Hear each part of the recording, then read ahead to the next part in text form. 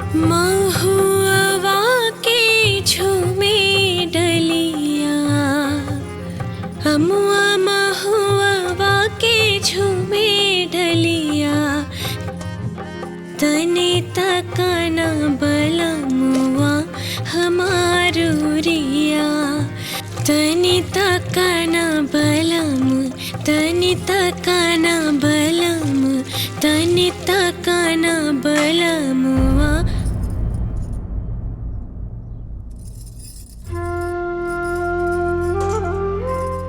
चुप काहे हो गेलू दुल्हन? गावा ना। जाए दी अम्मा जी, जना गईला से कल घर में इतना बवाल भइला, वो काम काहे करे के हम सोच ले बानी। आज के बाद हम गाना ही ना गाइब।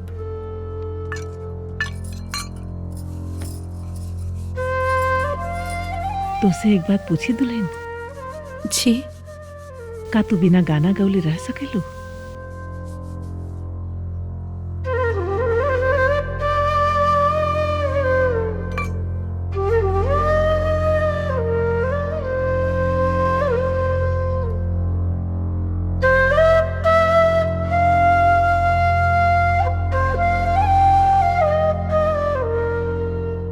ये दुनिया में हमरा खातिर सबसे प्यारा अगर कोनो चीज बता, वो संगीत बा अम्मा जी। यही में हमार जान बसेला अम्मा जी। आपके पता बा, हमरे बाबूजी शारदा सिन्हा जी के कुल गाना सुनत रहले। वहाँ के इतना मानत रहले कि भले हमार नाम सरस्वती रहले, बाकी वो हमरा के हमेशा शारदा कह के ही बुलावत रहले।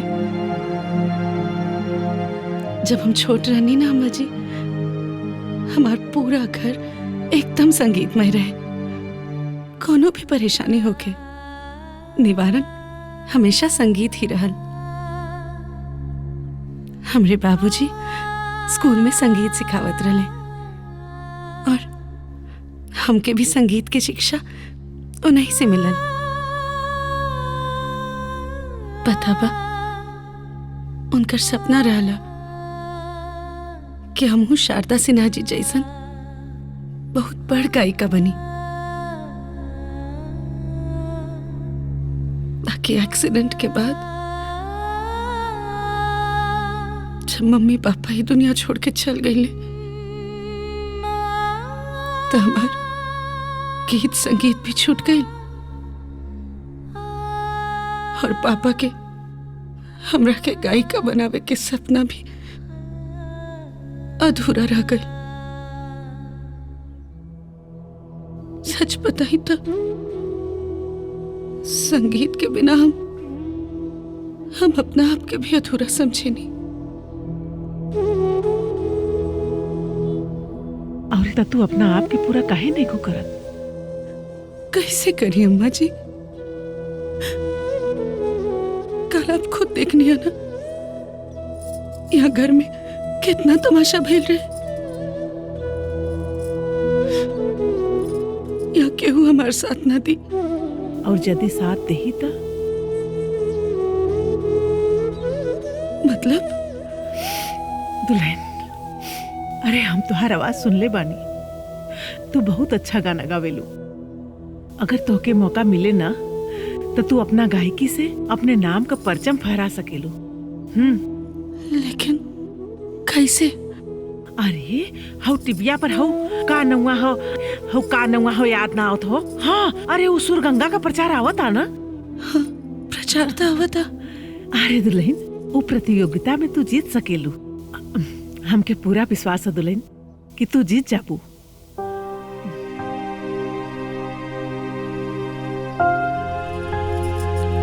अम्मा जी,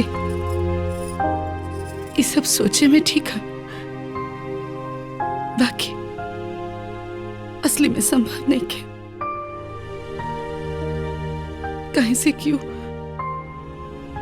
हमनी औरतन के किस्मत में दोष बा। सही कहत बाड़ू दुल्हन। हम औरतन का जीवन हमेशा नैहर से लेके ससुराल तक सब केहू के खुश करे में बीत जाला। नैहरे में बाप को प्रतिष्ठा संभारे में, भाई भौजाई के सम्मान रखे में, और इस ससुराल में पति का सेवा करे में, सास ससुर के गर्दली बजावे के चक्कर में धीरे धीरे जीवन अंतिम कगार तक पहुंच जाला। सबका सपना पूरा करे के चक्कर में हमने के अपन सपना दफन कर देला जा। दुल्हन, हम अपना समय में जिला स्तर के दौड़ की प्रतियोगिता में प्रथम आवत रहनी। लोग हमरा के उड़न पर ही पीटी उषा कहत रहे। हमरो मन में पीटी उषा के तरह बने का अरमान रहे। अरे बहुत ट्रॉफी जीत के लिए आवत रहनी। बाकी बाबूजी अपन जिम्मेदारी पूरा करे के चक्कर में हमरे सपना के दरकिनार करके वो हमार ब्याह कर देले। ओकरा बाद वह नैहर में बेटी होके वाला श्राप और इस ससुरा में ये लोग के इज्जत प्रतिष्ठा वाला बेड़ी पैर में पड़ गई और सारा सपना जल के राख हो गई।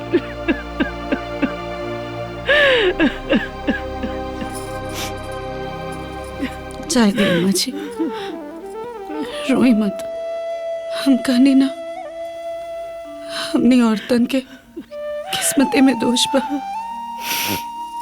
अरे ना हे दुल्हन, हमार सपना भले दरकिनार हो गई, बाकी तुम्हार सपना जरूर पूरा होगी। अरे हमारे सपोर्ट में तो केहू ना रहे, बाकी तुम्हारा सपोर्ट में हम बानी। तू प्रतियोगिता में भाग ला दुल्हन। और जाना ताड़ू, ये लोग जौन बोला था ना, अरे ये लोग के मुंह पर ताला लग जाई दुल्हन। हमरा के पूरा विश्वास बा दुल्हन, तू जीत जाबू। तू कोनो बात का चिंता मत करा, ये सब लोग खुद आके तुहार बाबा ही करी दुल्हन। हाँ दुल्हन, हम कहत बाड़ी ना, तू प्रतियोगिता में भाग ला दुल्हन, तू जीत जेबू दुल्हन। अम्मा जी, जीतल तो दूर के बाद प्रतियोगिता में भाग लेवे खातिर भी हमके खूब बढ़िया से रियाज करे के पड़ी। अरे तो रियाज करा ना। बाकी रियाज करे खातिर हमके एगो हारमोनियम चाहिए, और हारमोनियम खरीदे में कम से कम 25 से 30 हजार रुपया लागी। अरे दुल्हन, तू चिंता काहे करत बाड़ू? है जब हम ठान लेले बाड़ी तो हारमोनियम किनाई। अरे तोरे ससुर जी का बहुत पैसा चुरा के रख ले बाड़ी। अरे थोड़ा थोड़ा पक्के जेबा में से निकलने रही। हाँ।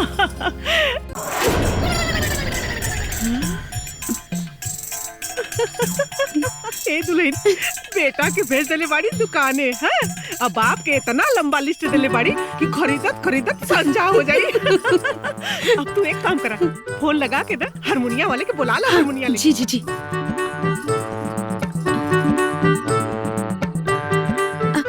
जी भैया, आप हारमोनियम लेके ना घर पर आ जाएं। जी,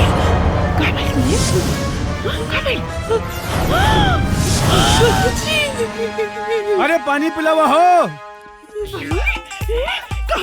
कहाँ तो के इतना जल्दी प्यास लगे? काजी, अरे रउआ के गइले 15 मिनट ना भइल, इतना जल्दी आ गई नी रउआ? अरे गैल तो रहली है, रस्तवा में बखचुआ मिल गल। पूछे लागल चाचा कहाँ जाता रहो, तो कहली बाजारे। तो कहे लगल चाचा हमहू के जाए के बा, हमरो उधर काम बा, हमरे साथे बाइक पे चल। तो हमहू सोचे लगली कि सवारी के चक्कर में का पड़ी। अरे तो बाइक पे बैठ के हड़ा पहुँच जा बाजार। अरे तो तुम मखनचुआ के लगवा काहे नहीं रुक गइला? अरे तो सोचली कि वहाँ रुके के बाद टाइम लागी, तो वहाँ 1 घंटा गामे में का करती। एकर मतलब तू 1 घंटा ही जा रुकबा? हाँ। आई हो दुल्हन, अरे दुल्हन फंस गई जा। अरे अभी बुढ़वा 1 घंटा से पहले ना जाई हो। 1 घंटा खातिर यही जा रही है। अब का कही जाऊं? एक काम कर, तू हारमोनिया वाले के फोन लगा के ओके कहा था कि वो 1 घंटा बाद आई। बाबूजी भी ना। हाँ भैया, भैया सुनो, देखा तू 1 घंटा बाद आई है। 1 घंटा बाद? अरे हम तो राहुल के घर के सामने में आ गए एकदम। हम आ गए नहीं, तू ना दिखाता हूँ कहाँ हो। हेलो हेलो, अरे ना मिला था। हेलो भैया रुक जाओ, आगे मत बढ़िया। कौन जी? चौकिया पर जो बैठल बाड़े ना, उहे हमार ससुर जी बाड़े।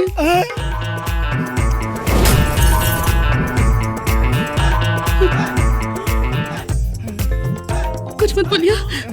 का काम बा वो? अरे कहाँ जाता रे? अरे रुक रुक, इस सर में का रख ले बड़े? अगर उनके पता चल जाए ना कि तोरा सर पर हारमोनियम हो तो यहाँ खून की नदियाँ बह जाए। हाँ बोल। खून के हाँ हमार तो गला कटबे करी, बाकी तोरो गला काट दिए भैया, याद रखिया। हाँ अरे अरे तू गूंगा बड़े का रे? अरे तो मोबाइल से केकरा साथे बात करता रे? अब तोरा पास कोनो रास्ता नहीं है भैया। अब अगर तो क्या अपन जान बचावे क्या, तो बस भाग जाइए से, भागा। अरे रुक भागा भैया, भागा, अपन जान बचावा भैया, भागा। रुक, बता नहीं। अरे रुक, भागा। अरे भाग गई।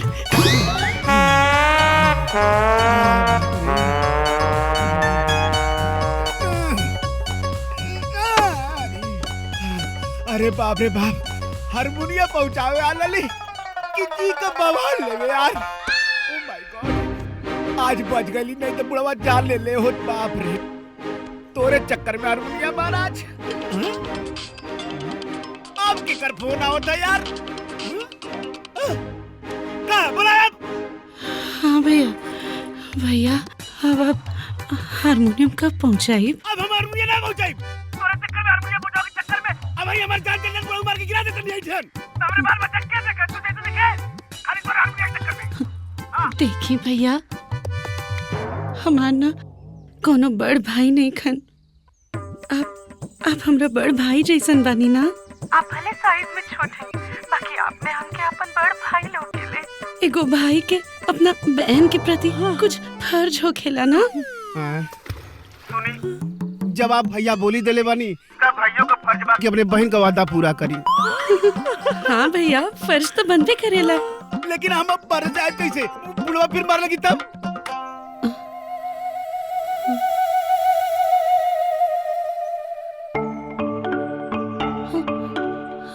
अरे भैया, तू बाहर से कहाँ आई बा? घरवा के पिछवा से आ जाना। हाँ, ये आइडिया आपको सही पड़ल। पीछे से रही बुढ़वा पीछे से ना आई। ना पीछे तो बाबूजी कबो ना आई है। ठीक है, हम पीछे से आवतनी। हाँ ठीक है, आगे पीछे हारमोनिया ले लिया। अब फिर बवाल लो।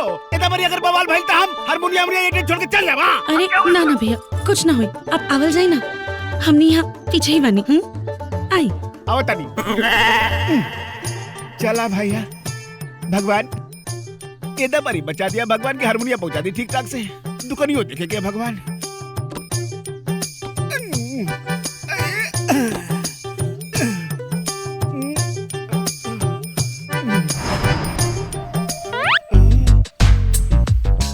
आ गई हारमोनियम। इधर लिया वो भैया, जल्दी लिया वो हारमोनियम। पकड़ी ना अम्मा जी।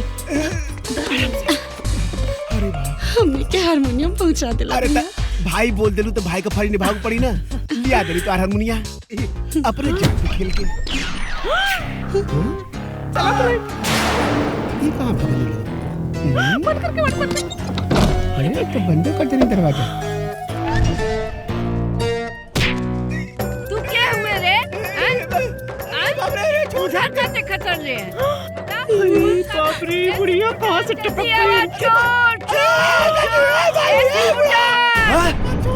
अरे क्या हम आई? अरे आवता नहीं। अरे गुंगा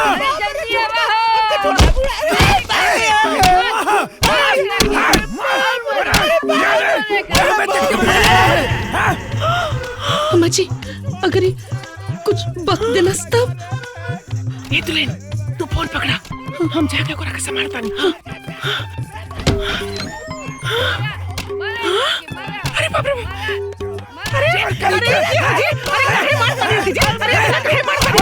अरे बोला कुछ काहे? अरे देखा, चोर हो चोर। सॉरी भैया। अरे अब चोर नहीं, इनसे पूछा, इनसे।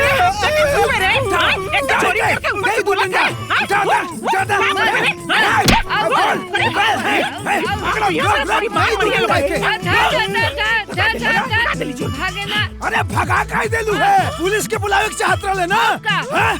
सही बात है। हटा हटा, पकड़ी। चोर चोर चोर चोर, पकड़ा के चोर है। अरे दुल्हन, अरे भगा दे, चला अंदर चला।